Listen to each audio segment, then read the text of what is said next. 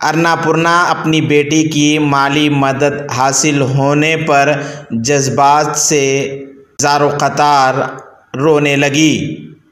साबिक़ वज़ीर information technology K.T.. Rama Rao ने गरीब लड़की की तालीम के लिए 1 लाख रुपये की मदद की। भारत राष्ट्रीय समिति के वर्किंग प्रेसिडेंट और साबिक़ा वज़ीर इंफॉर्मेशन टेक्नोलॉजी के.टी. रामाराव ने खम्मम ज़िले से ताल्लुक़ रखने वाली एक लड़की की तालीम के हुसूल के लिए 1 लाख रुपये की माली मदद की। ज़िले खम्मम के एल्लुडू टाउन के आज़ाद नगर से ताल्लुक़ रखने वाली एक खातून अन्नपूर्णा माशी मसाइल के सबब अपनी लड़की की तालीम जारी रखने में दुश्वारियां महसूस कर रही थी। साबिक़ वज़ीर आला के.सी.आर. और साबिक़ वज़ीर के.टी.आर. से मुलाकात के लिए वो तेलंगाना भवन पहुंची। साबिक़ वज़ीर के.टी.आर. ने तेलंगाना भवन में अन्नपूर्णा से मुलाकात की और तफसीलात सुनने के बाद लड़की की तालीम के लिए अपनी जानिब से 1 लाख रुपये की माली इमदाद की। अन्नपूर्णा ने बरवक्त माली इमदाद पर साबिक़ वज़ीर के.टी.आर. से इज़हार तशक्कुर किया।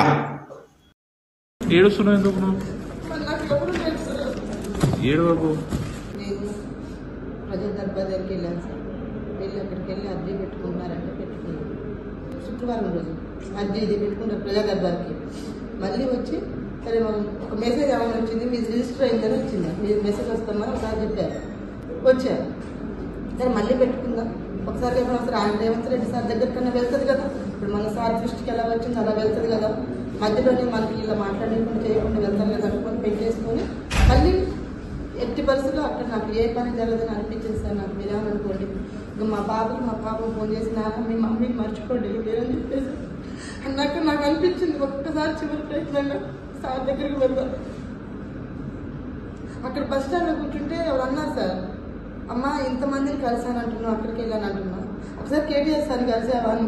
ఆయనకి చూడటమే తెలియదు మాకు అని అంటే, ఏం కదమ్మా వాళ్ళని కాడు ఉంటుంది వెళ్ళిట్లా అని చెప్పి బస్ ఎక్కని చెప్పంటే పంపిస్తే వచ్చాను సార్.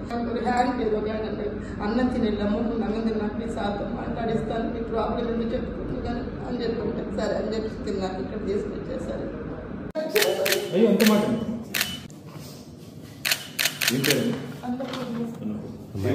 భద్రాద్రి కొత్తగూడెం ఇల్లు అన్నమాట.